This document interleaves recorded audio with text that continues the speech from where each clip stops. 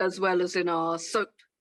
And there was another image there from a previous book, Synthetic Worlds, part of which looked at the work of Runge and his romantic inflected sense of the self activity, sort of a gentle sense within materials, which I think is pertinent to some of what we might talk about today. And another image there is from my co-work, co-practice, co-theory with Melanie Jackson, where we've looked at a lot at milk and butter. And this is one of Melanie's images for publication and exhibition that we worked on together, part of which thought about milk as baby powders, promises of incredible IQs, floating babies, enhanced by the power of whey and artificial substance. So these are some of the things I think about inside and outside my office at Birkbeck, University of London.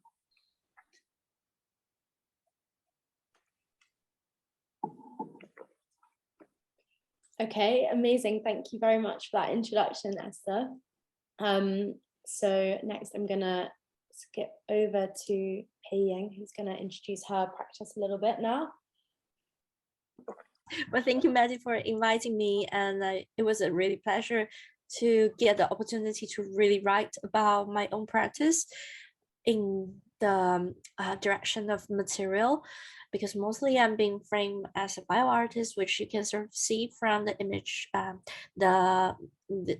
These projects all deal with different microbes. So on the one that's on the bottom left, it's a mandala ritual that I created using collecting microbes from the soil and try to isolate them according to how they look like, and then feed them into the 3D printing machine that's been modified into printing the solutions of these isolated bacteria to let them grow on the petri dish. While this 3D printing machine is controlled by my mind wave.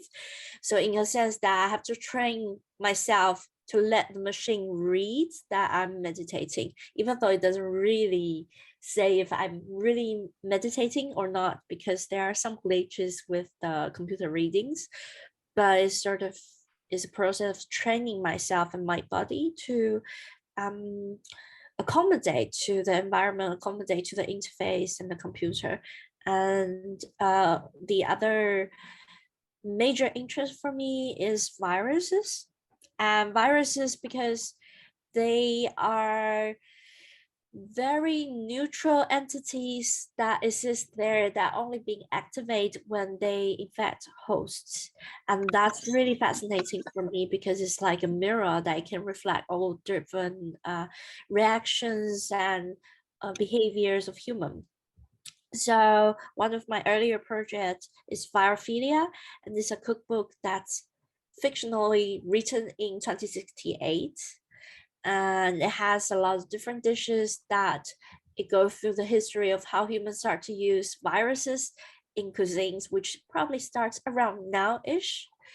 And it's proposing that we can use viruses as spice, we can use viruses for fermentation, and we can also think about dishes that's for everyone in the food chain instead of it's only a cuisine for human.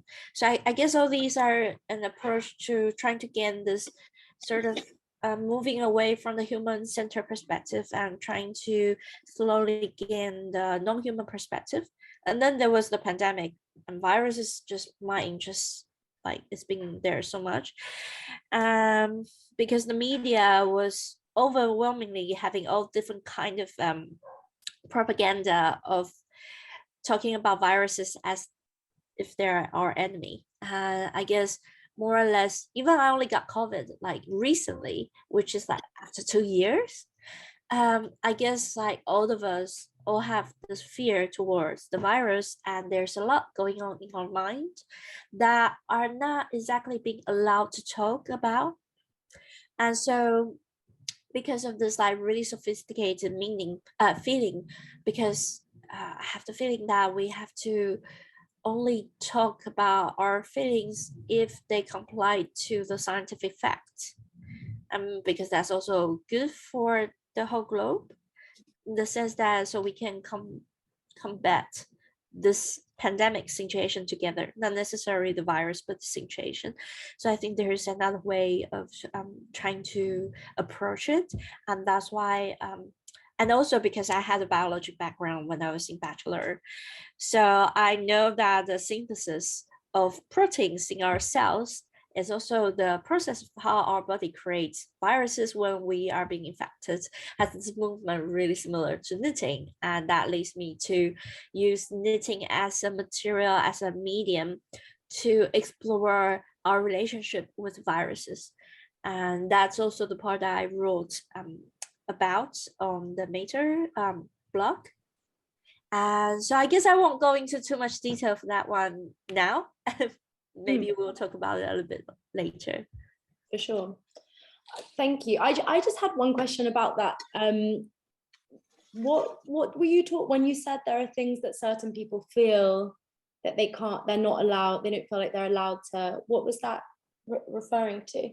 So actually, for the studies of interbeing trans 101 project, which is the one that knit the virus, I have gathered a knitting group and where we have different topics around the pandemic. During the pandemic time, we gather every 2 weeks. And one of the topic was quarantine. And we were talking about how do we feel about this isolation, self-quarantine, and this kind of situation that we are in. And one of the participants actually say that, well, I really want to say I actually quite enjoy the quarantine because you finally it's not need to travel all the time, and you finally have a bit of moment with yourself. And then you sort of have the moment to reflect yourself a little bit more, but then at the same time to say you enjoy it seems to be very it's not like as if everybody's suffering and you say that you're enjoying it. But I guess we all have that need that to express that I'm actually enjoying this life that has been changed a bit, but at the same time we are all very aware that a lot of people suffer really bad for the pandemic itself. Yeah, and I guess the like global disparity comes into it a lot when it's for some people you're in a position of privilege to be able to enjoy that time, and so you can enjoy it while understanding that it's not good for everyone. That makes a lot of sense. I had some really interesting discussions around the pandemic at the time about how, and I think we spoke about it a little bit as well, how it's seen as the enemy when actually viruses have a history of stabilizing populations in order to help the population. And it's this contrast between the personal and the global, and the, I don't know, it's a really interesting subject. But, I mean, you could think that further, couldn't you, that it's a social equilibralizing, because I mean that is how some people have taken it, that we reassess our work-life balance, or we reassess the inequalities and imbalances within the world. So this virus becomes a sort of mechanism for reassessment, or for the relationship between nature and culture and all of these things. And I think also because it gives you this potential opportunity to have that embodiment experience of being sick. And for being sick is so scary for us because it's very different from the concept. Like it's much more easy to grasp than, for example, global warming, because global warming is much more abstract in a way.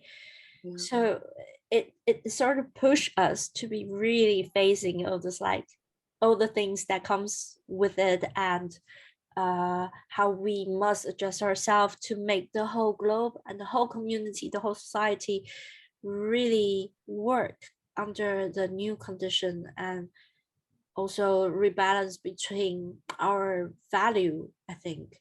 Because I would guess if the same thing happened say 50 years ago or 100 years ago, it's gonna unfold in a very different way. Yeah. But I mean, this thing about the sickness. I mean, it's another thing I think has become really interesting, and that I've never seen, so much reflection on bodily symptoms and on one's own body, because of the variety of symptoms that different waves of the virus produced, and the ways in which different bodies seem to react differently to it. There was such a return to the body, to the self, as a body, and then one of the things, I mean, I often think about when I like to think that I think through substance or through materiality somehow, are these weird coincidences. One of which was this focus on breathing, and the way in which breathing was both at the heart of the pandemic and what it did to people, while also being at the heart of social movements, both around climate change, around Black Lives Matter, and the whole breathlessness, and this refocusing on air in from all these different directions coming together at the same time, which was also a sort of remarkable confluence that has fed into these much broader discussions about world and being and equality and access and so on. Yeah, I guess it's also that we're the first time we are sort of anticipating that the others are experiencing the same thing as we do, but at the same time we are recognizing that it's also a bit different from person to person, and that connection that we are all the same and we might all be affected is very different from before. And that was the thing. It's just reminding me of in the earlier days of the pandemic, when the line was social distancing, and many critical voices said, but it's not social distancing, because we can produce new forms of sociality that don't rely on proximity, if that's what people need. It's physical distancing and social solidarity. And what you were saying about a kind of enjoyment of quarantine for people who had a certain luxury, not to work or to withdraw. I think it also, related to some of those early discussions where animals came into the city, and the possibility of rewilding and getting rid of air travel and its concomitant pollution, and thinking about new forms of connection like this through Zoom and so on, until it reaches a tipping point when it just becomes another vehicle for the same old work from home, new normal, and so on. Yeah, there are also people who were talking about that, like also my participants in the knitting group. I think both of them mentioned that they start knitting because of this, like what you've mentioned, this physical isolation, physical distancing.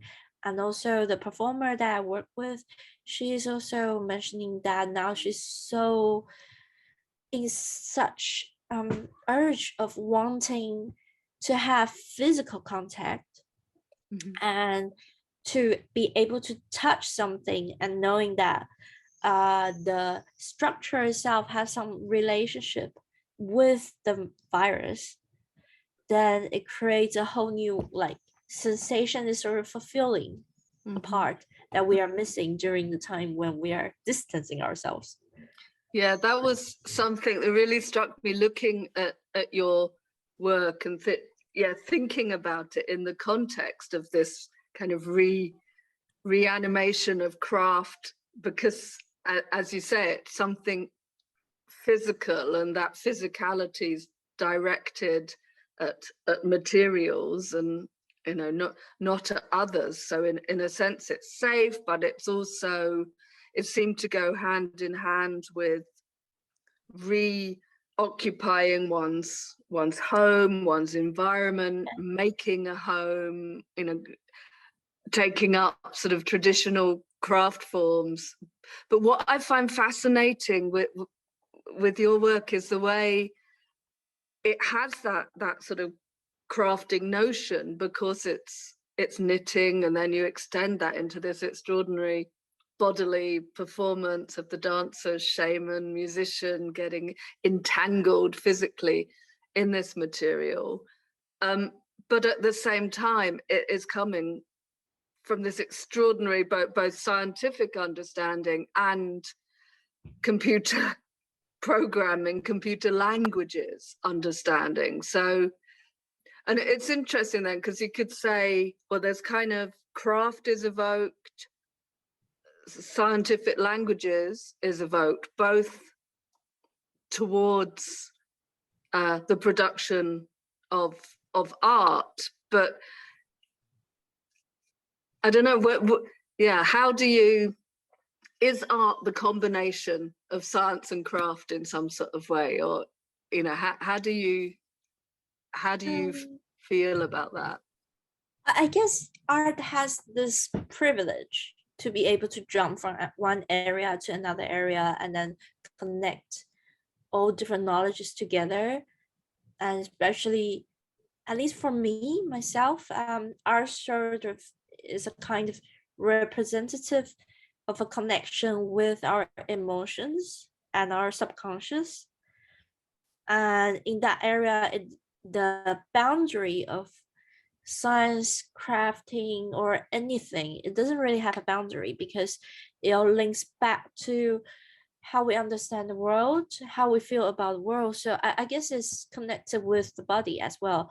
So I guess the project was born because we were in the special moment where even the media is trying to mention all this hard scientific data, and all the policies was made so much. At least they were trying to claim that they are making the decisions based on the scientific facts. So it becomes a world that's very rational, but we are being forced to face something that's really, really emotional, because it's a lot of stress from all kinds of different aspects: work, family, life. And some people face it even worse. There's a permanent departure of your loved ones, possibly, and all that, it's not being addressed in any way. And that's when art becomes a very nice entry point, that I think art has that opportunity to link it all together. Mm-hmm. And so I guess for every the way that I try to approach all these things, like for example the structure of the protein, the community of knitting, and why we knit, that was in this motivation of trying to link the embodiment experience that's deeply rooted in art, and probably mostly in performance art in a way, that somehow I think it has this healing effect, at least for me, that it gives me the opportunity to jump off from this over rationalizing everything kind of situation. Mm-hmm. And it's actually really fun when you look at science and look at scientific facts, and then think about how can I make it not so rational, or mm-hmm. how do I attach emotions to it. And then it was also really fun to work with scientists. When you chat with them, they are actually human beings. They are not computers. So they have their own emotions, mm-hmm. attachments, understanding of these structures, these data. Mm-hmm. And that's like a huge inspiration for art. I found that too when I was working on liquid crystals. And kind of, I think after I'd written the book, but I was working with Melanie Jackson, and we were thinking more about liquid crystals as animated forms. And she said, well, let's go and visit some soft matter scientists and see what they think. And so we went to York to the soft matter lab, which was beautiful old style lab that was just about to all be swept away and made new. So it was a very tangible test tube, handwritten labels kind of culture. But talking to these people, these two scientists who worked with liquid crystals in the lab through the microscope, they had a passion for them. They absolutely loved them. They found them beautiful. And it was this, an emotional relationship to them that was really, was quite striking. And there was another figure I read, whose work I read from Southampton, who is also a lay rabbi as well as a leading liquid crystal scientist, and he really inhabited the idea that these liquid crystals had some form of life, that they were a primitive life form and there was a kind of ensoulment within them. So I mean, I'm always attracted to those scientists who make it sort of clear that they have effective relationships to their material, aesthetic relationships to their material. I showed the little image of Friedrich Runge's chromatography experiments, which he did in order to show that chemicals, he said, had a sort of self-organizing sensibility about themselves, and so the chemicals would separate out and produce these patterns. But he also did it because he thought that was beautiful, and he just loved that. So I think that's really interesting. Also, when you were talking about bringing it into art and what that reveals, one of the things looking at your work that really struck me was this sense of scale, and that, enlargement of the micro and bringing it into different visibility. In fact, bringing it into visibility at all, because you talk about viruses as invisible, immobile, and colorless. And in a sense, you're working with something that has no aesthetic or visible or tangible presence for us, for our eyes.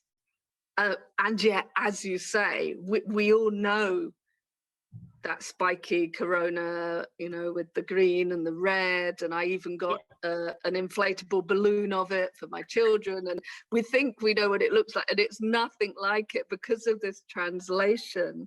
But I loved what you said about, like imagining, imagining like it at our scale and us being at its scale, and this sort of, it's almost like those films, Fantastic Journey or whatever they're called, where the human shrinks down to the nano size, goes wandering through the body. So this sense in which one plays with that scale, both bringing the microscopic hugely into our world so we can appropriate it, and then imagining ourselves as minuscule and inhabiting its worlds, or these worlds that sometimes have really different rules at the nano scale. The physics, our physics doesn't work. So I mean, are these things you're interested in then, and you sort of can use that within your art to play with scale and to play with physics and the transformation of physics? I must say I give all the credit to all my scientist friends, because so I have my bachelor in life science, so biology in a way, and so a lot of my classmates become proper life scientists, so biologists, and also some of them become physicists, and also had the opportunity to have residency in different scientific institutions. And all of them possess this ability to translate the minimal microscopic world into a world that is almost physically existing in their brain, and to the extent that you can almost see from the way they talk that they can envision how the light as a proton, or not the proton, as a particle hits a material, so they can see it almost, or they can almost see through your body and see how everything is functioning in your body with like the proteins, the amino acids, the DNAs, and all the things. And that's within the training as well, because all the textbooks translate all the structure into graphics, and then from the graphics you make sense of the world. So I'm always fascinated by that, and I think also themselves as scientists, they also are very fascinated by that. The scientist that I work with on this project, he's actually studying the crystal structure of the proteins. And the way he explained to me was, he's a photographer that he takes pictures of people as well in his leisure time. But also in his work, he said he's a photographer that he takes picture of the protein. So he tried to take different pictures from all different angles, as clear as possible, to use that to reconstruct the structure of the protein. So for him, he is both a photographer for the macro scale and the micro scale. And I think that's like super nice how this translated. And it's very, because if you take out the scientific language or take out all this data kind of thing, then you discover that this is normal language and that's how we see the world, but it just with a bit of shift. I think that gives me a lot of inspirations. But I do think, I mean, in some ways though, but at the beginning we're talking about the sort of rationalizing languages of science, that what, you know, can officially appear or what's communicated has to, you know, remain within certain parameters. Yeah. And I suppose one of my motivations, I think always in a way, one of my favorite German figures at university was Goethe.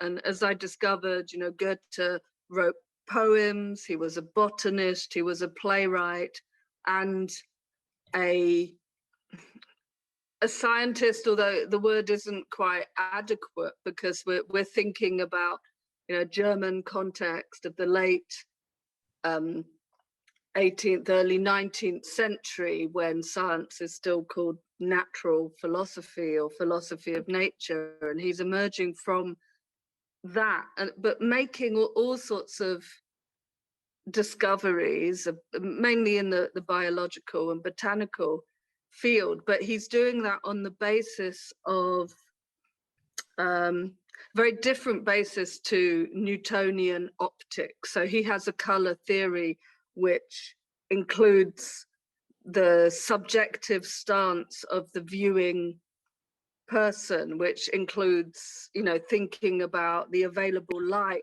and whether they've been pressing their fingers on their eyes, and, you know, the particular shape of the prism that you're looking through. All of these things, it becomes very contextual, and he calls it tender empiricism or gentle empiricism. And I always sort of felt that, you know, that is an artist thinking about the natural world and exploring it and experimenting with it and finding real knowledge, but never leaving behind the subjective, the contextual, the sense in which all things are subject to change. So, you know, he talks about, you know, a lot about optical illusion and colors that are made by the eye, and thinking about iridescence and instability and transitoriness, whereas Newton in his time is compelled to produce quite a mathematical optical understanding that's has universal truth about it, and so on. So I suppose wondering if the scientists you're talking to, or the ones who inspire you, are in some sense, because they talk to you, are in some sense outliers, or opening up to other kinds of perspectives of what scientific research can be, or open to different methods. Well, there is one thing that I find quite interesting. Of course, I have this observation bias, because like all the scientists who reply to me, of course, are generally more artist friendly already. Yeah. But I also see a trend of the scientists who are engaged with more of the kind of blue sky research, or more into like the ones that are studying the principle of life, instead of studying, for example, technology, how you can apply certain technology into different things. Has a bit of difference. Like I think those who are interested in the principles are really passionate purely because of the knowledge, because of the new perspective that they can gain through discovering new things, new rules of the universe. Mm-hmm. And it is also at that very moment I have the feeling that there are sort of a bit like our ancestors who were creating those mythologies when they were looking at the stars and imagining how they are working. And the mythologies at that time when it was created is also a human perspective, a human explanation of the natural principles in a way. And these people who are scientists now, they also have that very romantic motivation of looking at all of these phenomena that nobody knows why, and so that's why they have to use their imaginations to know like what might be the possibility and how can I design the experiment to discover it. And I think that's when it becomes very similar to art, because we are also using all our sensorial inputs to create a reason of the world. And that's when I think actually both me and the scientists enjoy the conversation together. And it also happened with some of the scientists actually admitting that they really, really enjoy the conversation with the artists, because at the same time they can express their interest, but they also don't have to, at that very moment, they don't have to comply to the scientific structure that you have to be always very objective and always being like, for example, like scientists have to be very certain to announce something, to announce their claims only if they have enough proof for it. But when an artist invite them into a conversation and ask them, how would you imagine something? Then it gives them the freedom of imagination. And I think that's when we have a really nice conversation. Yeah. Yeah, I mean, that reminds me of this idea in a lot of the things I've looked at, like, for example, the discovery of within carbon chemistry, which, you know, made it possible to make artificial and, well, synthetic and organic chemistry take off, you know, came to Calcul, I think it was, in a dream. You know, he saw some kind of double-headed snake that explained the structure of the benzene molecule to him, or the whole liquid crystals thing came to Lehman as a sort of flash of kind of insight upon seeing a double melting point within some carrot-derived molecules. And so that sort of thing of the scientist, in a sense, operating within the realms of imagination, or the role of accident, or the role of dreaming something up, you know, I think is really important.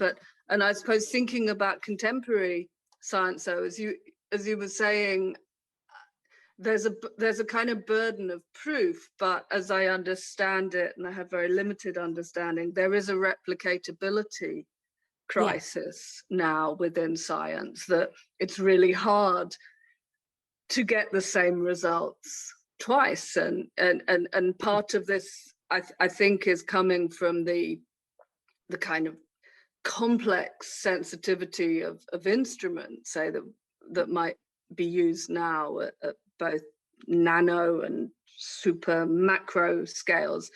And part of it is the rush to push ideas out into the world, to get the front page splash, you know, that you have the first image, you know, of the inside of a single cell, you know, you push to get the headline because that's how funding works, and so on. So there's also this strange relationship, I suppose, to fictionalizing and fabulation and narrating, and that comes back to that whole idea about the intense coloration of the invisible, immobile, colorless, you know, that to communicate it, you have to produce a whole striking newspaper, internet, Twitter friendly image that will carry it, the scoop off into its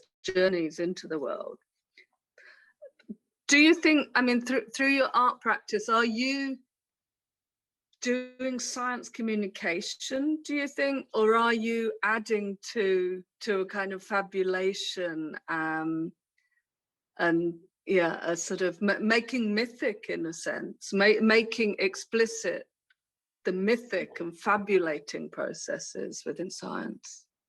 I guess I'm more the latter, and actually I try to avoid being in the position of science communication, because it's actually a very important job.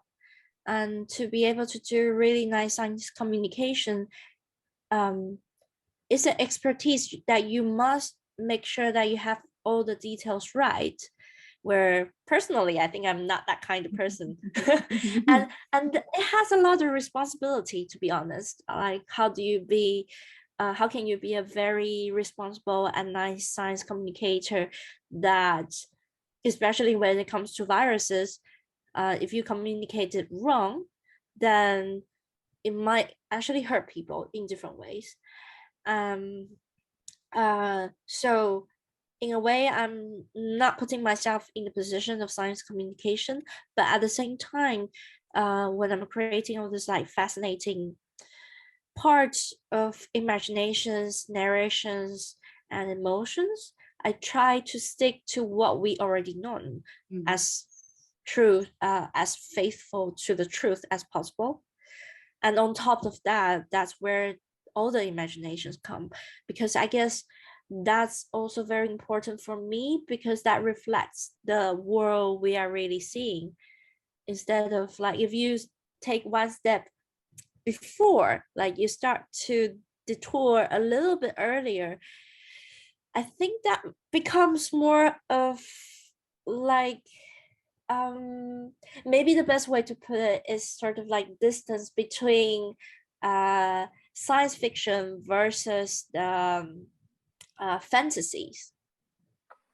So then fantasies, it has another whole world that's very important in its own, but it has a very different structure. And I guess the best structure that fits in my situation will be building on top of scientific fact, and then you have the fascination, so it's more closer to the science fiction, because that's when you have this limitation or conversation of logic that creates even more interesting conversations on top of these imaginations. Yeah.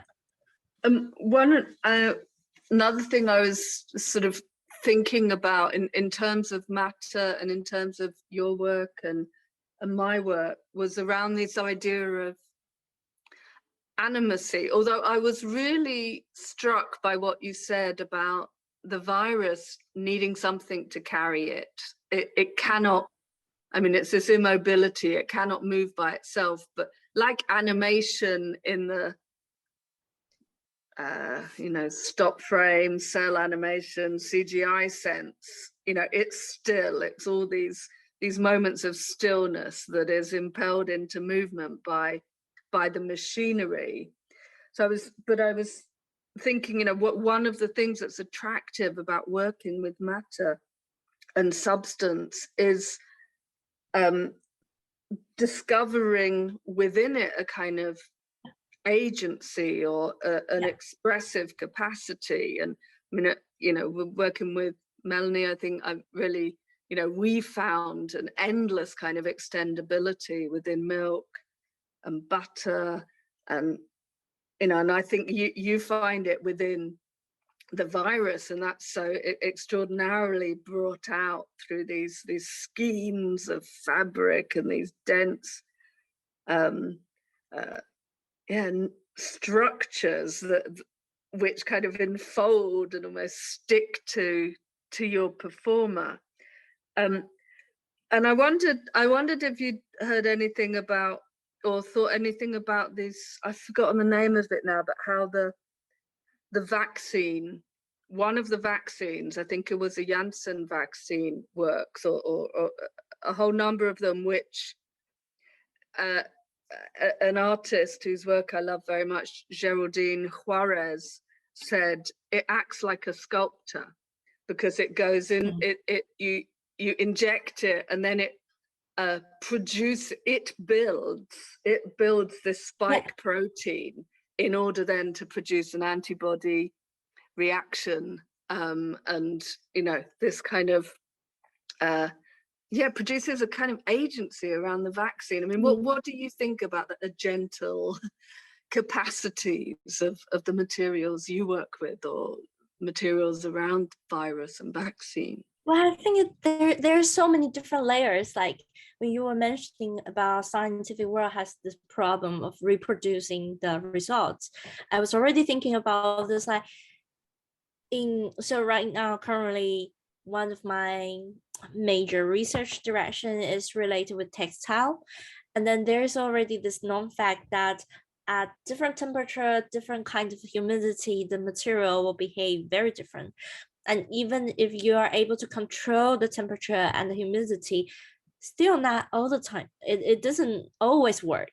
There's always this like very ritualistic kind of relationship between the person who runs the machine with the machine.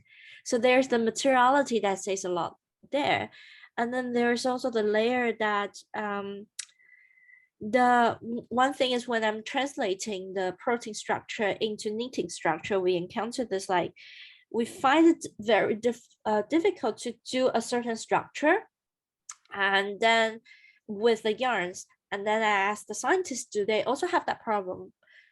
And he said yes, which is like you have this like translatable relationship between the different scales with material. And then the next thing was when I present all the knitted proteins and the membrane to the performer, we start to see the proteins because it's really long, and then we have this like soft structure that moves.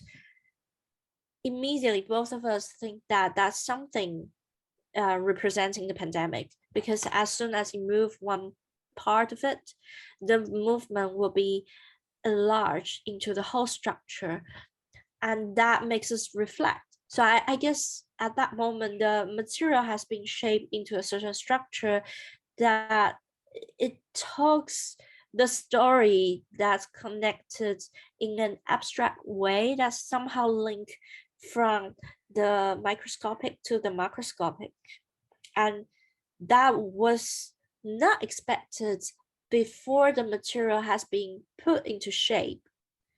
And I guess that's what you were talking about, this agency that it emerges through both the moment when we are dealing with them and the moment when they form a structure, a relationship with themselves. And then we as human beings existing within our body that we are also another kind of matter, that this consistency of the molecules of ourselves also influence a lot. So I guess, yeah, I don't know if I've answered you, but it just sort of. Yeah, I think it's really, really interesting. I mean, the ways in which there are certain capacities and demands within the material. And I suppose in some of my books, I wanted to think that through, but for me, it's always a doubled story as well. This became kind of a bit clear to me last week. I was in Berlin and I happened to catch a performance of a music, theatre, film piece by Frank Campoy and New Ground Performance Group, and it was all based on my my book Synthetic Worlds, but nature, art, and the chemical industry and the emergence of synthetics. And partly, so it begins with this woman underneath a white cloth, symbolizing, I suppose, the earth, the rocks, and then this all starts to quiver, and eventually she's a sort of shouting punk industrial, extraordinary performer. But I think, I mean, the doubled story for me is that, on the one hand, there's these natural forms, there's the rocks, there's coal. I mean, I also looked at this in the context of the northeast of England and the emergence of ICI, chemical industry there. There's wind, there's rain, there's anhydrite rock, there's coal. It's all there. It all has its own capacities. These are harnessed and they make something extraordinary, but that is then diverted or corralled into the production of industrial materials that produce the particular capitalist profit-seeking structure that pollutes, that we exist within today. And yet, in some way, the materials capacities have participated in that. But I like to think about alternative histories too. So one of the things I thought about with Synthetic Worlds was a group of artists, abstract artists in Germany in the Nazi period, who were forbidden from painting, but they enter into a paint factory and there do all sorts of experiments which produces artwork that looks in many ways like the abstractions they'd done before, but they call it scientific research, and they're using the paints and using weathering and using, the mixing of oil-based and water-based, and just seeing the patterns that emerge. And that it's an aesthetic practice. It's also an engagement with materials and what materials do and how those things then speak to us, and that animacy of those materials that then produces something we can either love or use in some way, consume in some way. So I mean, for me, I think this is always where the most interesting things happen, where you're open to the materials demands, you're conscious of the social context into which that's going to happen, but you also allow experiment to happen, I guess. And I'd see, some of that in what you're doing there. Although I'd also be interested to know if you have like a critique, say, of the economic, context within which virus exploration takes place, or is it a kind of neutral realm in a way? Well, I mean, in a sense it can't be. We know about biological warfare, we know about all sorts of ways in which the virus can be malevolently mobilized. Well, I guess that's when you can only take one perspective sometimes. as an artist to do the practice. But I really echo a lot when you were talking about this agency of material, and where artists and also designers experimenting with the material to let the material do the talk. And even have the feeling that perhaps the living beings on the earth is constantly having conversation with the material, or maybe there's no, like, if you go down the scale of different kind of life, there is also this moment when it is only material, and then the next moment start to exhibit the elements of life, like what you've mentioned, these soft materials. And I think that's why when like it starts to feel like everything is connected, and it urges you this, that you have to listen to them to gain more out of it and to understand the world better. Mhm. Yeah.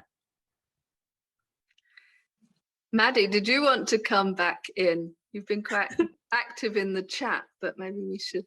I was just about to come back, actually. I've been very active in the chat. I'm sorry if it's distracting, but that just No. conjured so many thoughts, and it was really inspiring. So thank you so much. And yeah, although we've had only 2 instead of 3, it's been really interesting to hear your unique practices coming together in this way. So it's been amazing. I know we have 1 minute left, but I'm super interested in this idea of animacy in both of your discussions. And I know we've had the chance to talk about it a bit with how you see the virus, but Esther, I was wondering if we could hear a little bit more from you about how that comes into the way that you engage with materials. I don't know, that's probably a huge question, so I'm sorry. I think it is quite a big one, but I think I kind of came to the conclusion in a way that everything has some relationship to animation. I've been working together with Edgar Schmitz and Verena Gafada and Anke Hennig on this thing called Animate Assembly, which is this very beautifully designed website which tries to, I think, collectively give some sense of how animacy is kind of at the root of so many things in through, you know, these concepts of animation per se as life, or as a sort of impelled or compelled life for entertainment. It's anima, it's, you know, in terms of a kind of ensouledness, it's animism in terms of thinking about alternative relationships between subject and object, and a non-dominating relationship to otherness and to the non-human. And I just think, yeah, I just think that the world comes alive if we, and it may be fabulation, but if we see its liveliness, or are open to the sense that it's not just a self-possessed bourgeois individual, you know, who holds on to the all liveliness, but, you know, but then it can all start to sound very hippie as well. So it's all these calibrations, but, you know, I just think that animacy, just being open to what things might be telling us, what other entities need or want, and how they're pressing on us. So even an atmosphere, you know, can be animate in a sense, can be telling us something if we're able to listen to it in a way.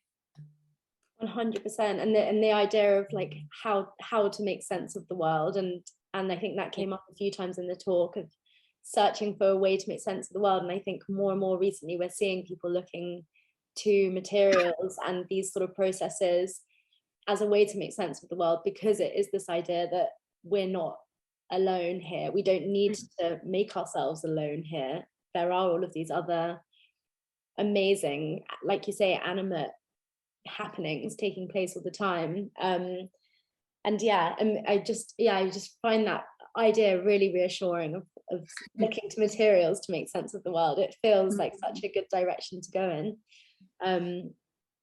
So yes, so thank you so much for chatting this evening. I really enjoyed it so much. Actually, it could have gone on so much longer. An hour goes so quickly in the end.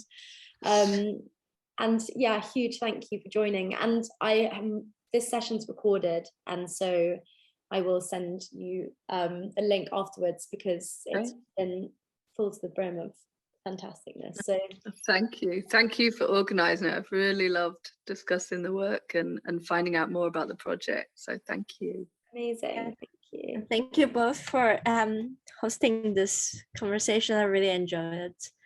Thank you. All right, well, have a lovely rest of your evening, everyone, and chat soon. Thank you. Bye.